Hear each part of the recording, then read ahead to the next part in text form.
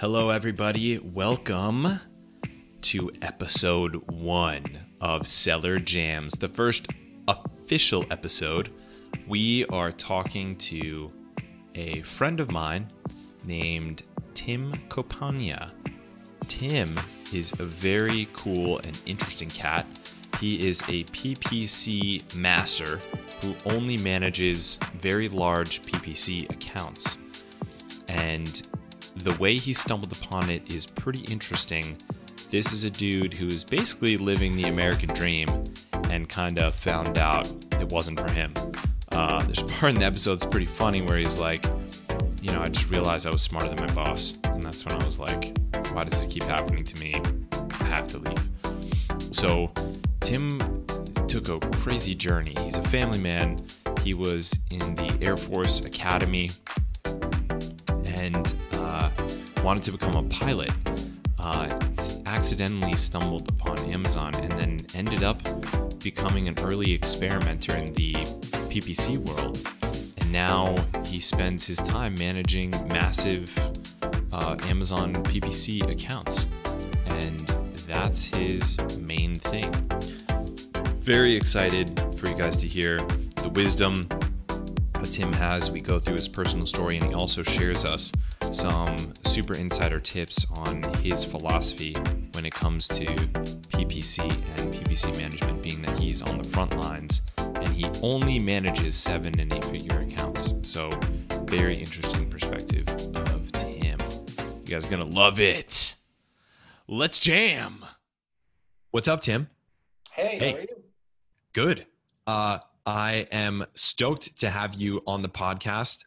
This is something we've talked about for a couple weeks now. Just to introduce you guys to who Tim is and how we know each other. Tim, as his profession, or at least his side profession, as we mentioned earlier while we were chatting before this, still have a full-time job, actually, technically. But for a couple years now, you've been managing the PPC accounts of strictly 7-figure and up sellers. So these are sellers that need to have really high quality management by people who, know what the heck they're doing, so to speak. This is the reason we had you on here, is because there are lots of people that call themselves PPC consultants or, PPC contractors or whatever. If you go on Upwork, you're going to find a million, dudes from wherever, India, the Philippines, or the US or anywhere, but like all over the world, who say, yeah, I handle PPC and I also handle writing listings and I also handle customer service and I also handle all of this. But the reality is that this is a science, a deep science that needs to be, if you're serious about it and you want to build a real business, you need to get like professional help if you want to really succeed. And so you're one of the rare few that I've met. You and I were introduced through our mutual friend Daniel, who's also totally kick-ass. And I brought you in here to make sure that some of that knowledge can get out into the world for folks who can't afford you, so to speak. Well, I'm super excited about it. Yeah. So do you want to, just before we get into like the actual dirty tips and tactics and tricks here. Well, they're clean. They're not dirty. I shouldn't say dirty. Yeah. They're all clean tips and tricks and tactics. But tell us how you got to this point. How did you get to start managing these large accounts? Yeah, so I'm happy to share a little bit of my story.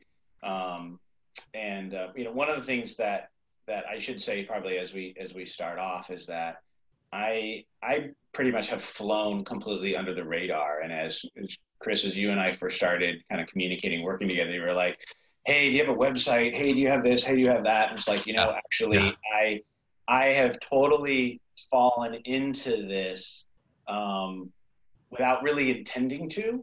And I don't want to say, hey, well, it just kind of happened. But it's, the people that have found me and the people I work with, it's completely by reference and word of mouth. And so it's kind of fun that way, but it also helps me really control. I'm not after the shotgun approach of, hey, how many people can I grab and whatever. It's been about more about what can I do and handle, add value in, and still have fun doing it. So anyways, I thought I'd just start off by saying that, but my story is actually, I went to college at the Air Force Academy in Colorado. So I actually thought I was going to be a fighter pilot till I found out that I was faking my hearing test because I couldn't hear. Wait, what? What do you mean you're faking your hearing test? How can you well, even do that? You feel vibrations or something? Sit in a big room with six other people who are all hearing the same thing with headphones on, push the button whenever I see them push the button. So that seems like a design flaw on their part. Well, hopefully they fixed it now. But anyways, I wanted to be a fighter pilot. I was going to be a fighter pilot. In fact, Wow. right before I graduated, this is a long time ago now, boys and girls, 1994. I had a slot to go to pilot training and thought it was what I wanted to do. But they found out, they realized, and looking at my hearing test, that sometimes I would ace it, and then the next time I would bomb it, and it all depended on who I could see. Who you were in the room with? Yeah, who was in the room with, and so they looked and said, "Yeah, you have this disease." And in fact, at the time, it was in my left ear, and something that could be corrected by surgery. So I was in the Air Force, had surgery, got the hearing it was almost gone in my left ear. Got the hearing back in my left ear from what they did. I won't go into too much detail on that. In the Air Force, I was an intelligence officer, which is a ton of analytical work mostly, and was in there about 7.5 years. Met my beautiful wife, who I've now been married to for over 20 years, and she was in the Air Force too. And during that time, I got a master's degree in counseling, more because of at the time, if you wanted to make rank, you needed to have a master's degree. But also my background was in behavioral science at the Air Force Academy. And so, but the biggest thing I learned doing that was that I never wanted to do that for a living. Pretty valuable tool. It's just the one-liner for that I would say is nobody goes to see a therapist because they're having a good day. So I realized, I did not want to. Good point. Anyways, was stationed in England for 3 years. Got out and got a job actually where in the town that my wife and I met in, which was San Antonio, Texas, even though neither of us are from there. And we actually both got jobs at this grocery chain that really hired a lot of veterans. And I got a job as like a buyer. And what I learned really quickly there was that I had no idea what anybody was talking about. I got really good at faking that I knew what they were talking about, but I had no idea what people were talking about. And started talking about accruals and payment terms and logistics and how to, put stuff on display, how to make money, all that kind of stuff. And so I had to get up to speed pretty quick. And one of the things I did to do that was I went through an executive MBA program at the University of Texas San Antonio, got an MBA. Now this is a pattern, Tim. I've seen this so many times, like in talking to sellers in the Amazon selling community, that like the folks who come from a background of logistics or procurement or purchasing or retail in general, they come into the Amazon world and they're like, whoa, this is like the Wild West. Like yeah. I'm used to like serious procedures and processes and very strict documentation and all of that. And these guys are like flying by the seat of their pants. Maybe they have a spreadsheet somewhere, but they're mostly like licking their finger and sticking it in the air. Processes, rules, how to develop a product before you spend a ton of money on it. Of course, in a grocery environment, most of those things are edible. So you really need to take time to make sure that you make something that tastes good and you're not going to kill anybody. Right. But yeah, I did have that background of going, all right, let me figure out the profitability of this. Let me figure out how much money I need to charge a big manufacturer, for this, kind of doing this. One of the things that kind of, during that time was my oldest was born. I have 3 kids now. He's 14 now, which is, I have no idea what happened the last 14 years. But anyways. Wow, right on. He was born, and we really started San Antonio. If it's a beautiful town. I love it. Unbelievable cost of living. I've never lived in a state where people are so proud as people from Texas. But we are not hot, humid kind of people. I can handle the heat, but I can't do the humidity. And San Antonio is hot, humid. And my wife is from the Northeast. And the other thing that I realized too at the same time was, all the various manufacturer grips. So I was being called on by the big guys. I was on the food side of the business, and so there's people from Nestle, and there's people from Unilever, and there's people from Kraft, and as well as brokers, and big global um, consumer packaged goods companies in the industry. They're called CPG companies. And I'm realizing that it's like I was the lowest paid person in the room, and that really kind of bothered me. Yeah. I'm laughing at that because it makes it seem like it's all about money, but it was a factor, honestly, and it was like, wow,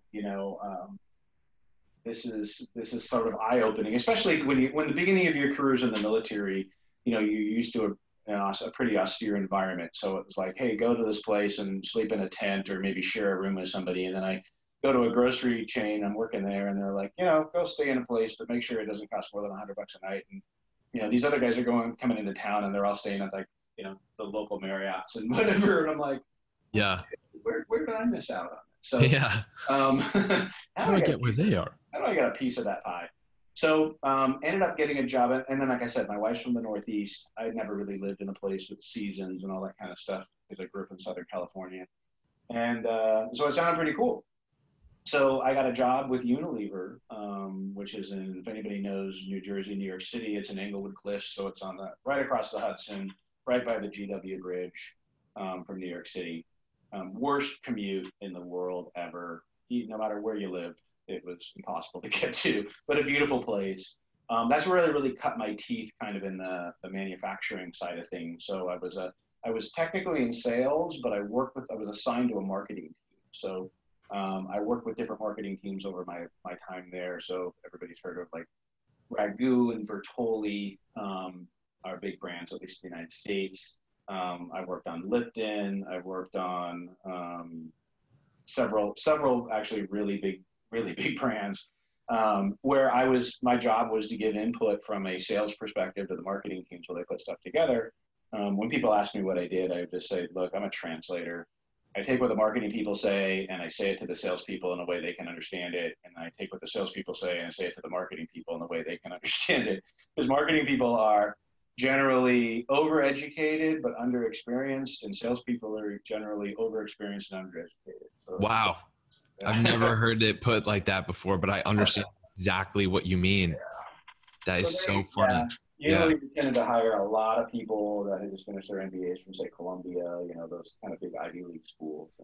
And, but they probably had a degree, went for their bachelor's, they got their master's, probably interned that summer in their master's at Unilever, and then I got hired. After a few years of that, I couldn't handle the commute. My second child was born, my second son, and I was just like, this is nuts.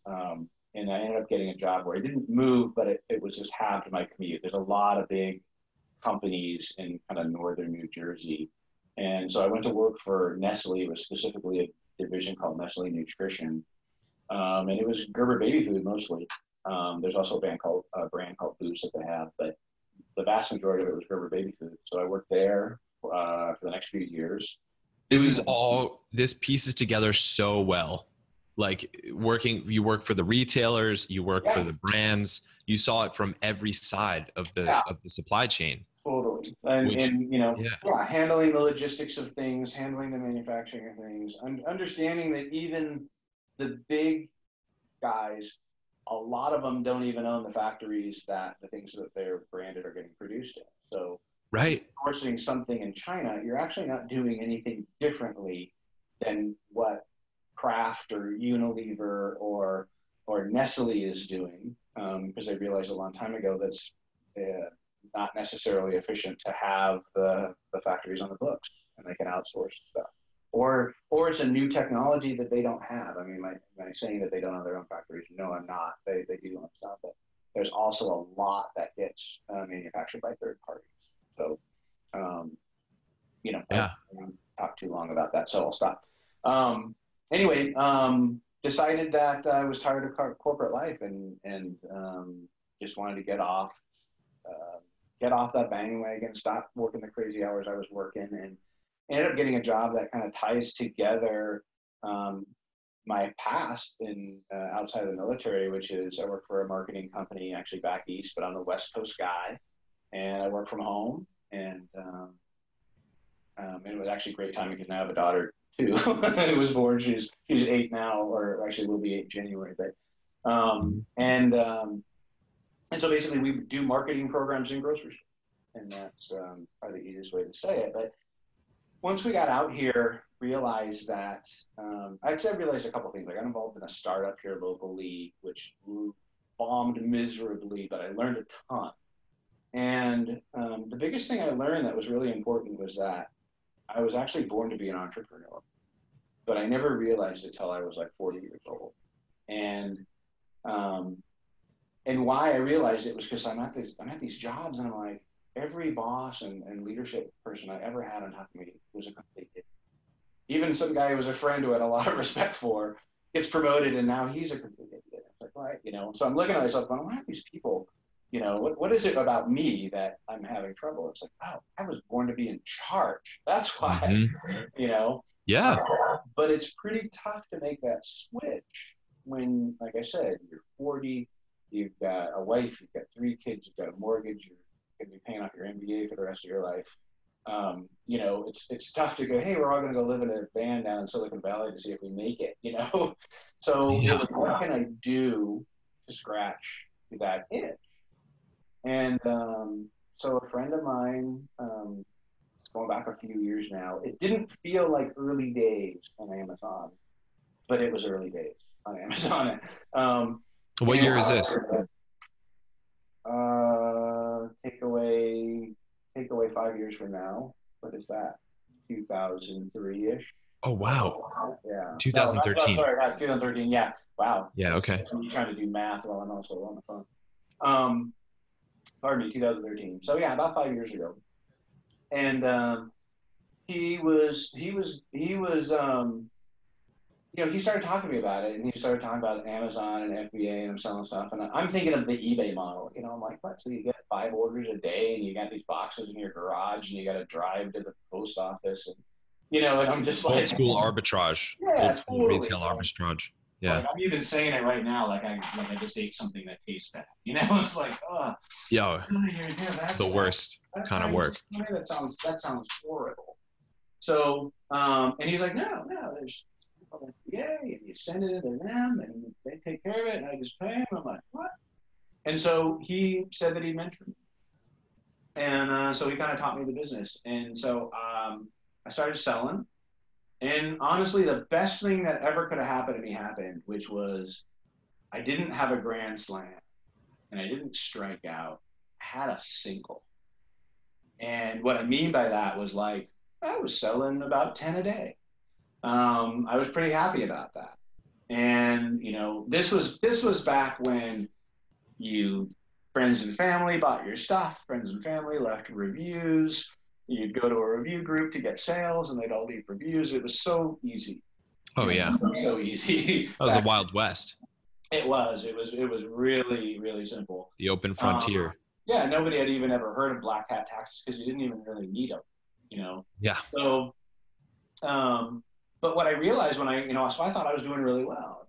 Selling through these things. I think I invested a few $1,000s in my first order. Really light, air shippable kind of item. Didn't have to mess with customs really, and importing and all that kind of stuff. So I ran the numbers after about 6 or 8 weeks, and I was losing money big time. And I'm like, how am I losing money? I'm selling 300, 400 of these a month. How the heck am I losing money on this? And I realized that I was losing money in 2 places. All the giveaways I was doing to help my ranking and get reviews. So that stopped pretty quick. Mm-hmm. And then the other thing was in PPC. So I really got to, if I'm going to stick with this, and to me it was, it's a proven test. The sales are there. I need to just figure out how to make this profitable. So I really just started diving in and reading anything I could find on PPC on my own. I thought I was managing PPC by going into like the main interface and just adjusting bids on keywords, and I thought, like, hey, that's what I'm really doing. I'm really into it now. But short version was I had no clue what I was doing. So I just absorbed everything I could. I never paid a dime to learn it from anybody else. And this is 2015 we're talking about by this time? No, actually, this is still earlier than that. 2014. Yeah, probably even that. Wow. That's real early. Yeah. That's like, so, wasn't it released in 2014? Amazon PPC platform? yeah, Like I'm the first trying to year. think of it. We didn't talk about the timing, so I'm trying to think about the dates. Yeah, I'm pretty sure it was around you're there. probably right in the same time frame. Yeah, so I may be off. So you were first, basically. Like you're an early experimenter with this stuff. Yeah, I mean, without that's knowing early it. as it gets. Yeah, without even knowing it. Let's just put it that way. Without even knowing it. Yeah. Well, So no, it's making sense. The more you lay this out, the more it makes sense how you got, to where you are now. yeah. So I'm going forward. We're selling this. I want to sell more stuff. Anyway, so I realized that like, hey, I need to get good at PPC. And over time, it probably took about I don't know 3-4 months to actually figure out what I was really doing because you'd get it going well, and then something would change, and then you'd have to go, why, what is happening? What do I have to do? What do I have to tweak? And from that, I realized PPC is not a set it and forget it kind of thing. PPC is something that it's influenced by a whole lot of factors, some of which are things that are totally out of your control, like what do your competitors do? Yeah, well, I think it's set it and forget it for a lot of folks, and those are the ones similar to the stock market. Those are the ones that like just get their like asses handed to them. People like to just leave their automatic campaigns on and just turn up the daily spend and just let it go and assume that it's doing the best it possibly can. Right. That's a huge portion of sellers that's their strategy. Yeah. Just let it go. I need to be running PPC, so I'm running some version of PPC, and I've checked that box and I'm moving on to other stuff. So right. Anyways, I figured out how to do it, and I've always been I wouldn't say that I would enjoy teaching because I really would not enjoy being a teacher, like in a classroom per se. But I don't mind, finding if I find somebody who's really interested in learning, then I'm like, hey, I can go really deep with that person. So, by this time, there started to be more forums. Some of the Facebook stuff started coming out. I don't even remember what time frame we're in anymore, but. And so I started, just if somebody was asking a question, I'd be like, hey, this is what I did. This is how I did it. I had that same problem and do this and do that. So people started reaching out to me just on, like, hey, what do I do about this? Hey, what do I do about that? And one guy even said, hey, I'll just take a look at your stuff. Send me your stuff. I'll take a look and tell you what I would do. And the guy came back and was just like, you're a genius, whatever. I'm like, no, I think I just took the time to actually go into like your search term report and figure out all the irrelevant customer search terms that you're getting clicks for, that kind of thing. So anyway, that parlayed into a couple people saying, will you teach me how to do it? I'll pay you. And I'm like, okay, wow, my focus is really on selling. By this time, I'd branched off and was starting to become the seller that I thought I wanted to be. Started to do really, really well. I remember it was, it was 3 weeks before I just sent $60,000 to China, and I was going to have to do another $60,000 order. And I'm like, this has gotten out of control from a fun little side project I'm doing for my home office, Right on. This is insane. And so, but at the same time, all that's going on as the business is building, I kind of found a nice little niche and was, expanding products, all that kind of stuff. I'm teaching people how to do PPC. And I think it was the second person I taught went, all right, the biggest thing I just learned from what you taught me was that I never want to do this myself. And can I just pay you? Yeah. And I had just learned about, how you can add users to your account and things like that. So, versus the never log into somebody else's Amazon account using their password in a different computer is the quickest way to get your account suspended ever. And so it was just like, I knew you couldn't do that, but it was like, oh, they can add me as a user. I can log in through, my own email address there and log in, do their stuff, take care of it, write them an update, and boom, we move on. So It was just sort of an interesting side thing I was doing while I was selling because my focus was really on selling. And after, kind of fast forward to that example I showed where I was like, I'm sending all this money to China. I'm getting really worried about hijackers. I actually, I'll be very honest, I didn't have the stomach for the risk Right. of how much money that we were putting out there. And on paper, I mean, I've seen all the people like, oh, I make a 20 margin, whatever. I'm like, well, what are you taking into account? Because when I started to take every single cost into account, every single penny I was paying my freight forwarder, all of the import taxes that I was paying through U.S. Customs and all that kind of stuff, I was like at about I want to say 8, but it might have been, depending on the product, 8 to 11 margin. And I'm like, this is, Yeah. It's thin enough to be super scary. To be like, yeah, I'm not making the 20 to 40 margins that I was setting out to, maybe in gross, but after the fact, it's like, okay, this is getting pretty tight, to have $100,000 at risk to hopefully make 10, just didn't really seem to be worth it. And then, so my wife and I actually had a deep conversation about it, and I went, I think I'm going to stop selling, but I still want to be involved in this. And, I've got this kind of, without even really trying, by this point, I probably had 3 or 4 full-time clients.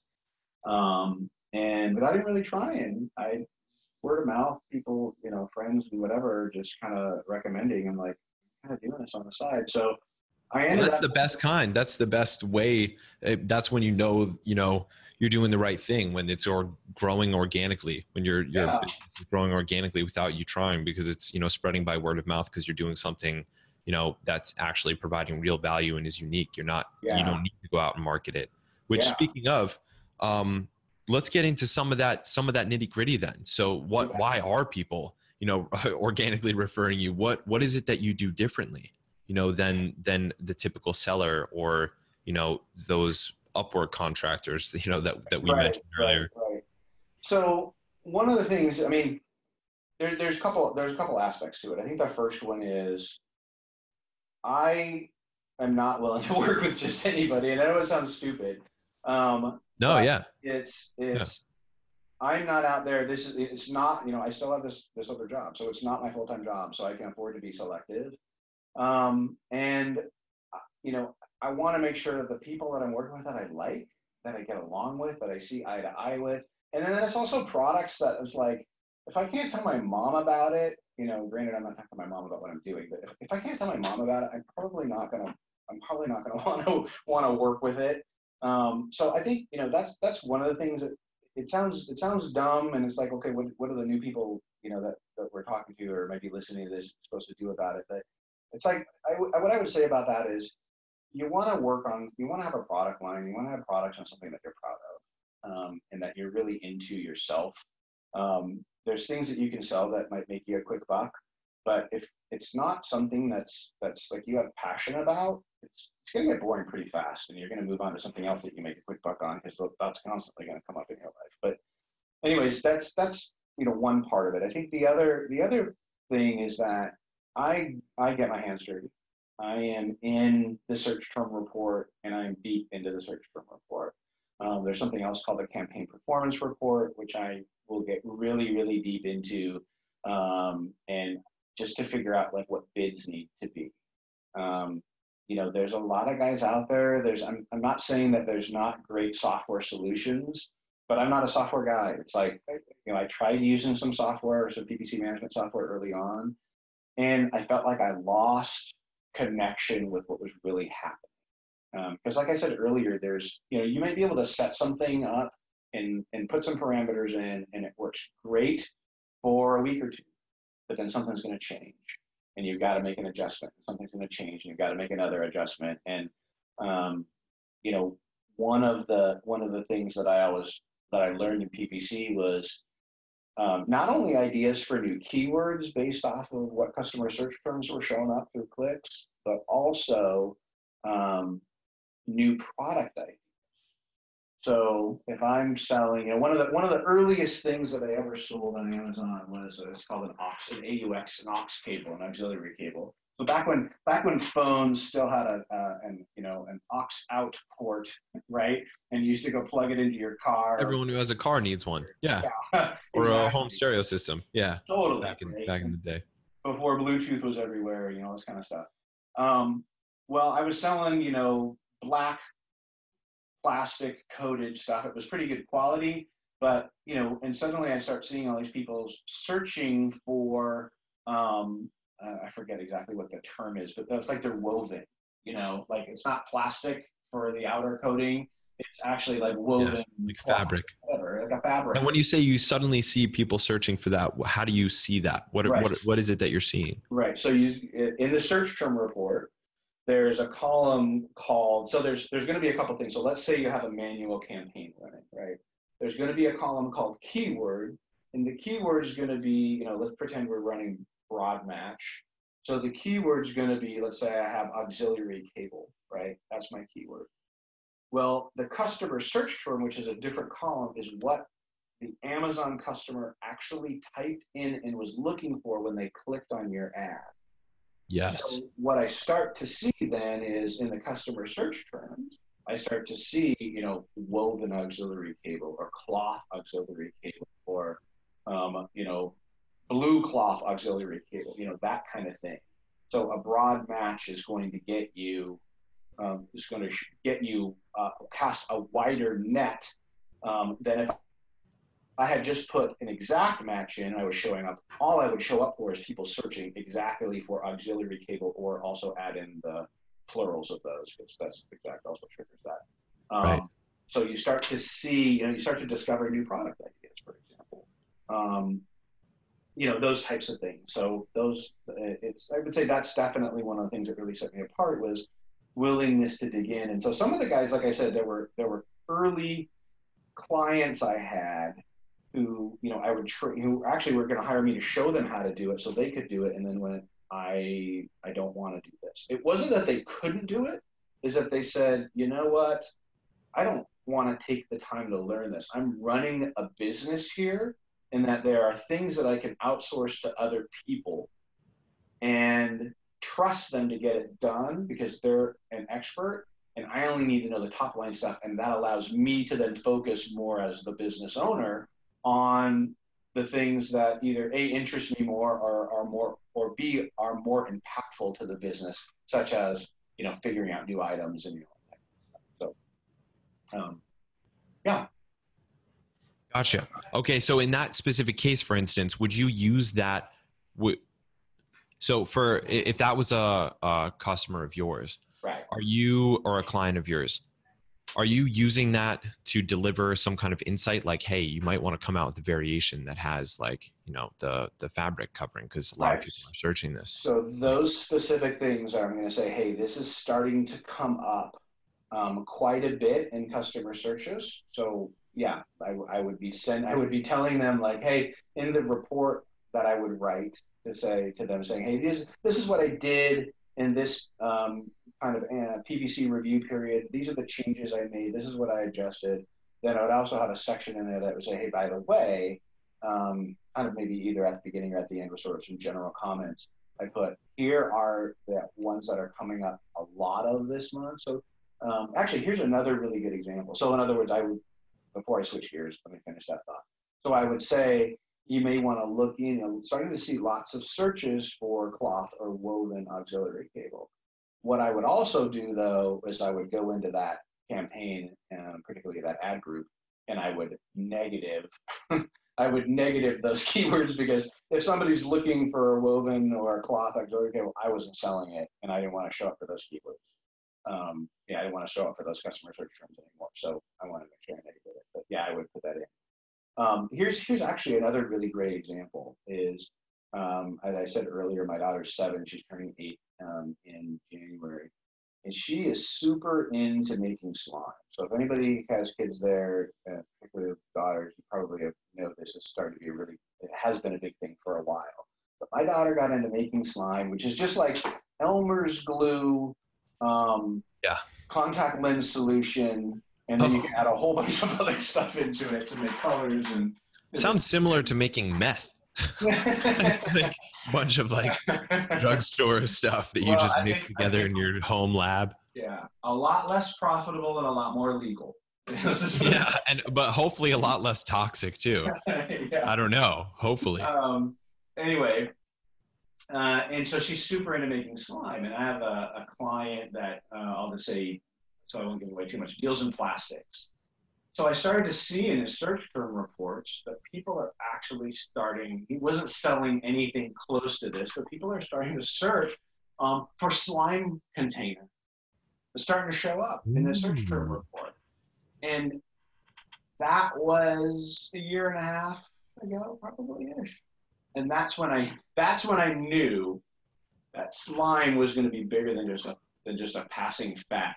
And sure enough, I mean, my daughter I thought it was going to be for her. Her favorite thing to do all weekend long is watch YouTube videos and of kids doing weird things like making slime or opening LOL containers or whatever, and then just sitting there and making slime and experimenting and figuring out new colors and new things that she can put in it and, whatever. And it's been around now for a couple of years. I mean, you can even see, if you don't have kids, you probably might even notice in a big store like, say, Target or Walmart, like Elmer's Glue they have slime kits, now that's actually create stuff like that. And if you go and search on Amazon now for slime containers, you will find people that have discovered the same thing I discovered 18 months ago, and they are specifically selling just plastic containers with lids to store your slime once you make it. That's really, yeah. And that shows you how much of an impact having active PPC management or just smart PPC management can have over product choice, listing optimization, product design, and your manufacturing. Somebody looking at it with a brain. I'm not trying to be rude by saying that, but just saying, doing some real analysis rather than just going, that is an inapplicable word for what I'm doing. I'm going to negative exact that, or negative phrase anything to do with slime and move on, because that has nothing to do with what I'm selling. And then because that would be a very valid thing to do, but it wouldn't be taking it to the next level, which is going, man, I'm seeing this a lot. This is a trend, and I'm now going to apply this. And if my client had been selling, that type of product, I would have been like, okay, you either need to pivot on how you're marketing this thing, you need to create another listing for this. It's all focused on slime, a variation, that kind of thing, or you need to start getting that. My recommendation would be start to get into this in a big way, that kind of thing. So, yeah, there's good examples there. I did write down a couple other things that I don't know how much time we have left, but I'll just kind of do a shout out to a couple of things that I see. I'll just call them rookie mistakes. That's exactly what we need. Yeah. So many people, like I said, or like we were saying before, they just don't know what to do. Like the most basic thing that you mentioned earlier, in this conversation was, removing the bleeders by adding negative exact match keywords to their automatic campaigns. And that's, I think, if you're doing nothing at all, to me, that seems like the most basic thing you can start to do. Yeah. But, when you get to the level that you're at, I think there are much more sophisticated, or I shouldn't say it's sophisticated, but just much more, many more steps you can take, if you're logical and rational about it. There's definitely, call it advanced topics, but everything doesn't have to be an advanced topic. And if you're a new seller and you've got, one item out there or just a couple items out there, there are some really basic things that you can do. And so actually, before I go into rookie mistakes, I might actually take a second to say, look, there are so many people out there. There's so many voices out there telling you, on everything with Amazon, but let's just call it PPC in general, right? That the worst thing you can do is what I call combining religions, right? You listen a little bit to the Catholic guy, you listen a little bit to the Methodist guy, you listen to the Muslim guy, you listen to the Jewish guy, and now you created your own religion, right? Sounds like San Francisco. I feel like I'm in San Francisco again. I'm laughing so hard because we live not too far and go into San Francisco sometimes. That's actually not too far from the truth. So but you create your own PPC methodology based on the parts that you liked or that you understood from a bunch of different people. And the one beautiful thing about PPC is that there's not really one right way that works, but there are best practices. But a lot of times there's a methodology that works. So if you start to combine one part from one methodology, one part from another methodology, those methodologies might both work in themselves, but if you start combining little bits and pieces of them, that's when things all fall apart. Yeah. Rookie mistake would be, number one would be combining the different methodologies that are out there, combining different PPC approaches. But if you're at the point where you're like, Tim, I don't even know what I should be doing with PPC, then my recommendation is, look, start with an auto campaign. Start with a fairly conservative bid, call it 76 cents. I tend to not do even numbers. I'll tend to do 1 penny or 2 pennies above an even number. I consider even though 5's not an even number, but the zeros and the 5's are something I avoid. So for example, instead of 75 cents, I do 76. Man, why is that? I don't understand. Oh, it's because if somebody else has bid 75 cents and all else being equal, I'm going to get the click at 76 cents rather than 75. Oh, that is true. Because 75, 70, these are human numbers, not robot numbers. It's a number that a human brain is more comfortable with. Yeah. So people generally tend to think, and how easy it is to count by 10s and count by 5s. And once you start getting off those patterns, it starts to become a lot harder. So I tend to do things 76, $1.03, $1.26, $1.53, $1.28. Those kinds of bids. Even though if somebody said, "Hey, what's your bid for this?" I'd be, "It's about $1.25." But I'm actually just trying to hedge a little bit in my favor. But to get back to what I was saying, just start an auto campaign, let it run for a couple of weeks, and do it at about 76 cents. I've heard people say different things. I'll do a $20 a day budget. It depends on what your stomach can handle. Because an auto campaign is basically saying to Amazon, I trust you that you know what this is going to do. And, Amazon, because Amazon has the complete control over where they're showing your product at this point, from that. But run it for 2 weeks. Here's why I say 2 weeks. Amazon in PPC, the impressions, the clicks, the spend, all of those kinds of metrics are all updated within a few hours of reality, of when they actually happen. The sales for PPC are not credited to PPC. They say up to 48 hours. I have seen, I don't even want to tell you, I've seen weeks later that things will get attributed. What? But that's ridiculous. I generally say, look, run it for 14 days. And the reason why it's 14 days, because I guarantee you're going to have 10, 11 really good days of data that are active.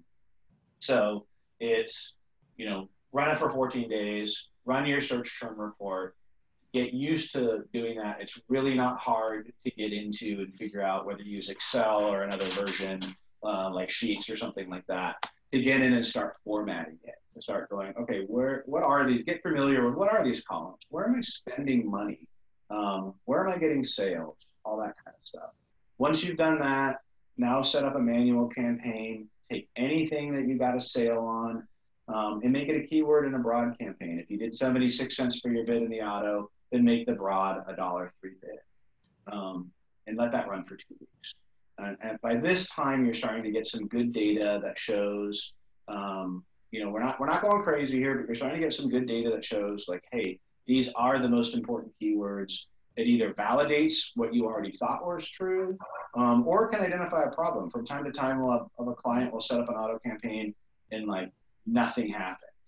And we'll jack up the bid, and you're like, okay, it's not a bid issue, what's going on? And then we'll realize that Amazon, even though we had the item categorized in the correct category, Amazon doesn't have it actually in the correct category. And you can't see that often until, on any of the interfaces we have, you can't see that. And you've got to call and open a case and then find out there's something wrong here. And they'll come back, oh yeah, it was categorized over here. So, and all the keywords that you thought were relevant aren't applicable in that category. I just opened the door to an advanced topic, but and I'll share what I mean really quickly. Amazon only allows certain keywords to be relevant in certain categories. And you mean when you say category, this is like the official category, like the browse node that your product has. Yeah. Ooh. Exactly. Okay, so there'll be some keywords that Amazon won't allow to show in the sponsored product spot for that category. So think about, well, I mean, obviously something I did not know. Yeah, I didn't realize this. So imagine, there's obvious things like, you can't advertise adult products, right? You can't advertise that.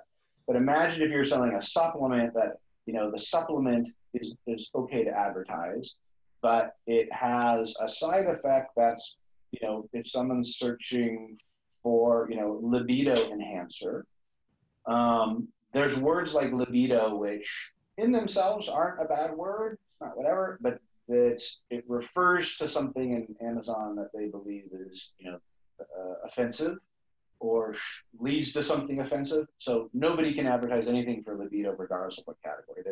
That's one category, right? Just call it forbidden words, right? Mm-hmm. But then there are things, other forbidden words actually are going to be things like Prime Day, right? Because they don't want everybody and their brother right before Prime Day starting to advertise against Prime Day, that type of thing. You can throw another customer's ASIN in there all you want, and it won't work. Those kinds of things. But then there was a rash. The reason why Amazon did this category thing is there was a rash of people teaching. I totally lost track of all time from a year standpoint. Within the last couple of years of saying, hey, you could try to be competitive in the correct category or even the correct subcategory or whatever for your item.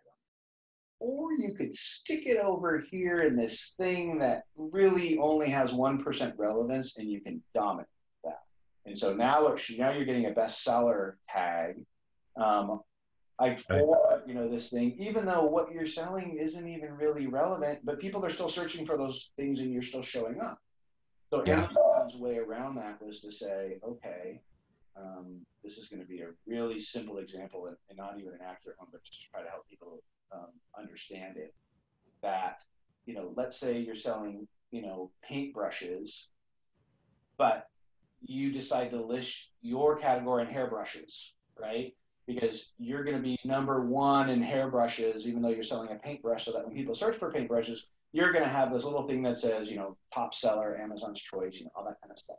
Yeah, well, that's a pretty drastic one. I've heard of, we've done a lot of this, like browse node optimization for Judolaunch customers, mm-hmm. and it's been to the same goal that you just mentioned, getting to a category that you can dominate and hopefully get the bestseller badge for, especially in foreign markets like the UK or Germany, right. where it's much easier to, but not to that extreme. It would be, the difference between hairbrush and hair comb, as the final browse node or something like that. We wouldn't. That is going to be fine. The difference between those, call it one step removed. It's no big deal. It's where there's kind of these more drastic,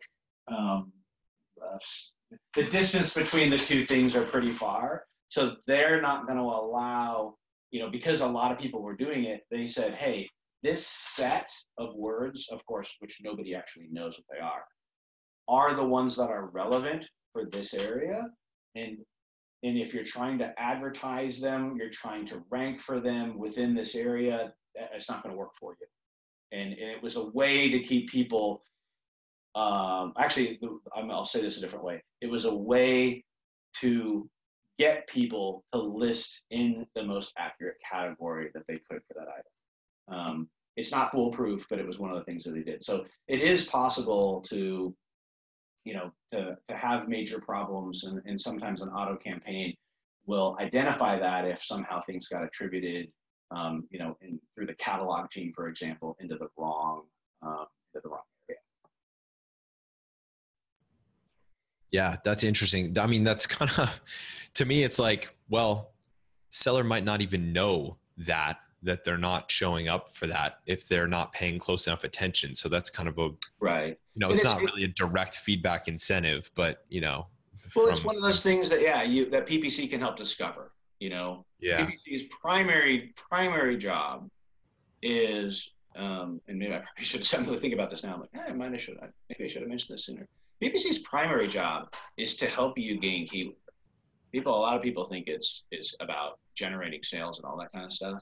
The big companies that I used to work for, the Unilevers and the Nestles of the world, look at ROI, and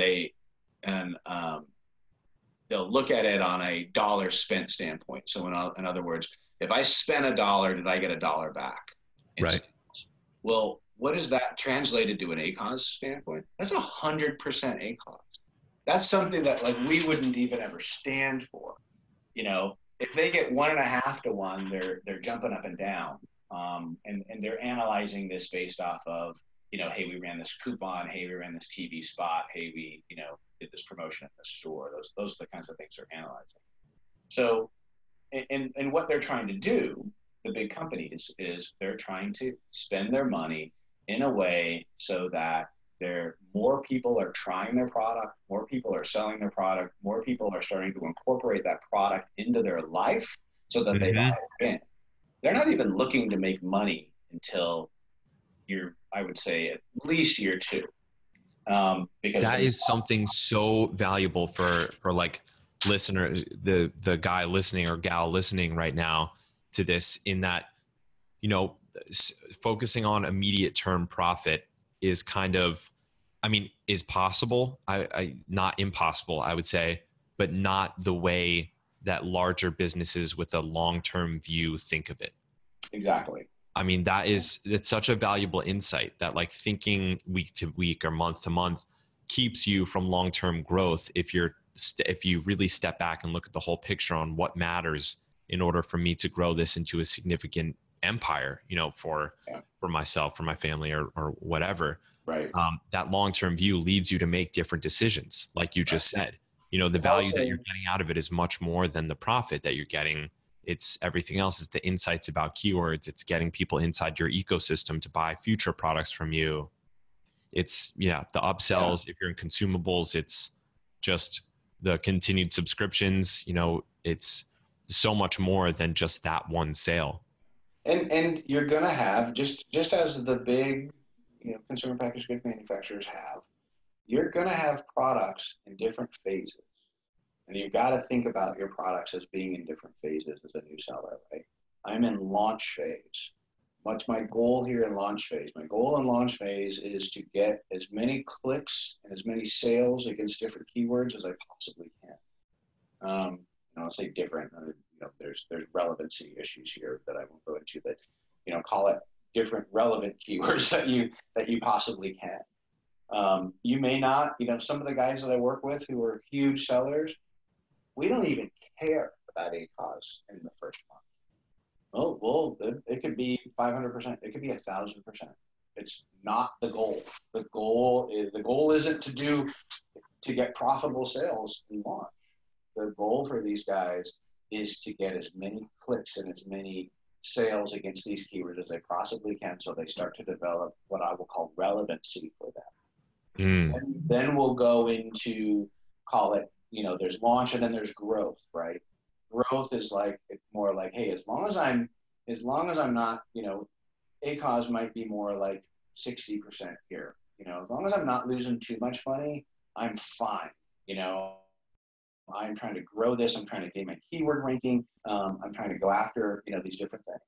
Then long-term comes in, and long-term could be, hey, I just want to break even. So let's say if their gross margin's, 30 on this product. Hey, I just want to have a 30 ACOS. I just want to make sure that every one I sell through PPC, I'm willing to break even on it. Or there's folks that I have to say, hey, now this one's my cash cow phase, right? My cash cow is one of the things back from my MBA days is hey, I have invested in this. This has been around for a while. It's got good product ranking. I can make good money off of this.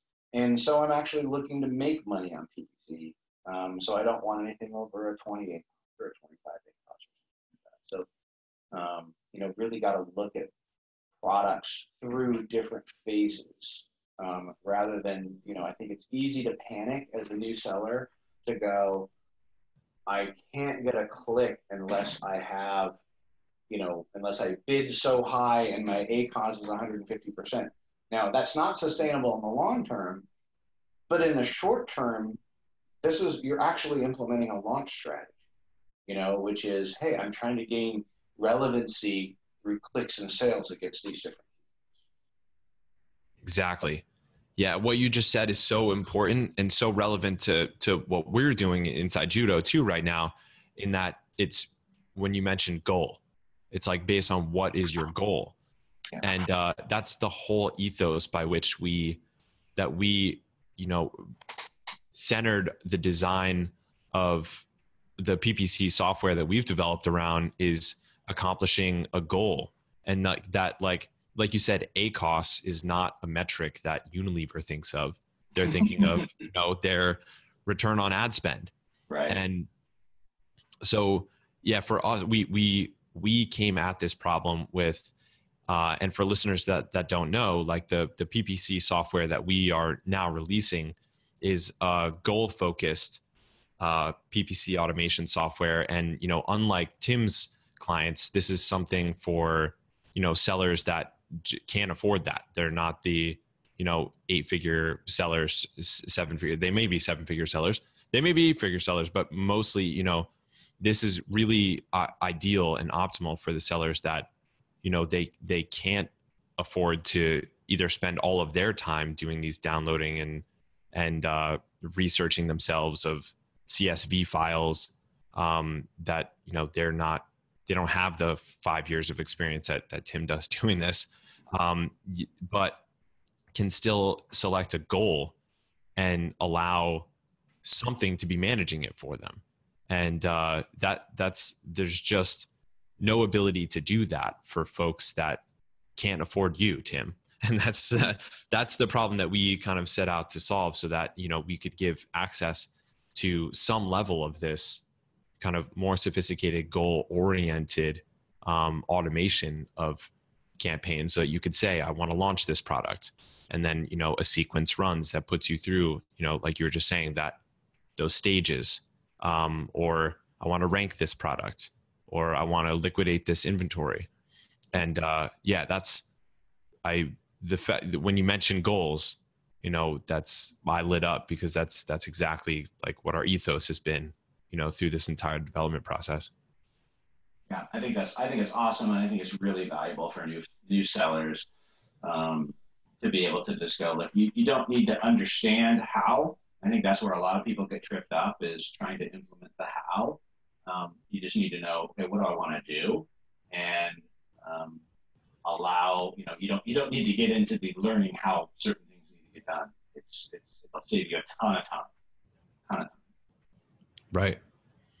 Yeah. Well, Tim, I know that we're past the end that I told you that we would stop at here. So, and the listeners out there are probably at the end of their commute too, already at the office or a school or wherever, their grandson's house. But yeah, thank you, dude, for coming on. It was awesome, like, hearing your personal story too. I've already heard it once, but you kind of dug a little deeper this time, and it really connected me all the way to the present. So, personally, it was really cool to hear that whole story. And I was laughing because, to myself, although I was muted, at the point where you were like, oh, like, all of my bosses are, you put it more gracefully, but like, all my bosses are stupid. Like, every boss I've had is a moron, basically. But the reason I'm thinking that is because I'm born to be my own boss of myself. Yeah. And I think it is like it's something that you can't turn off if you're, like you said, you have that in your DNA. You're like a born entrepreneur. I felt the same way, that I had the confidence in my own intellect and my own abilities and my own courage to, like, defend myself out there in the jungle, not have like a big corporate bubble around me, fending off attacks. And, I'm a gear in that big machine, I was down to be the machine. And Yeah. like, if I got killed, get killed, but rely on my own instincts, my own wit, my own intelligence. And that's, it's actually rare to have that combo of the willfulness, the mental acuity and the grit, as they say, to like get through all of the inevitable fucking up, as you would say, like that has to happen for you to get through that. I just felt the same. So I was laughing like, I had the exact same feeling. Awesome. Well, and hopefully somebody listening, or there are several people listening who are like, I just realized something about myself, Yeah. Because I always thought there was something wrong with me. I always thought I was so jealous, or that I should be in that spot, or, whatever. And honestly, what it turned out to be, it was like, well, in a way, but I'm not actually even, supposed to be here, honestly, the way that I was made. It's your nature. Yeah, for me, I was a bit more established in life, just being older, being married, and having kids, and all that kind of stuff. So it wasn't, I have been able to find a way to scratch that itch, yet at the same time, maintaining kind of the full-time job gig on the side, or doing this on the side with the full-time job. I have a feeling, Tim, that's not going to last too long. I have a feeling. I have a deep feeling that's not going to last long. Yeah, well, you get used to your 401k and your medical and your nice salary that you're just adding to. So yeah, but at some point you're going to start viewing it as a distraction from what you really like and what you're really doing. I bet that is my prediction for next time you come on the podcast, that you'll either be closer to or have already executed a cutoff of but we'll see. But right. Thank you, man. Thank you for coming on. Appreciate the time out of the day over there. Enjoy the rest of your Thursday. And see you next time you come on. Thanks so much for having me. All right, guys. I hope you liked the story that Tim told there. I know it's the reason I wanted to have Tim on is because it's a very non-standard story. It's not the whole I quit my job story. His story is way more complicated than that. He's a family man, living the American dream, found out it wasn't for him. I really loved his story, so I hope you guys appreciated that. Hey, if you want to learn more about PPC, we have a PPC guide that can be found on the Judolaunch blog on judolaunch.com. So feel free to go there, navigate to the blog. You can download the PPC guide. And if you're just getting started, we have a beginner's guide there that can take you through the initial steps you need to take. So thank you guys. Much appreciated. Love that you're listening to Seller Jams. Email hello@judolaunch.com if you have any questions. Happy to answer them for you. Also, you should stay tuned for the next episode with my good buddy, Danny McMillan, who's going to talk about how he gets products onto page 1 using PPC alone. Oh yeah, you heard me right. It's possible. Tune in next week to find out how. Much love, guys. Peace out.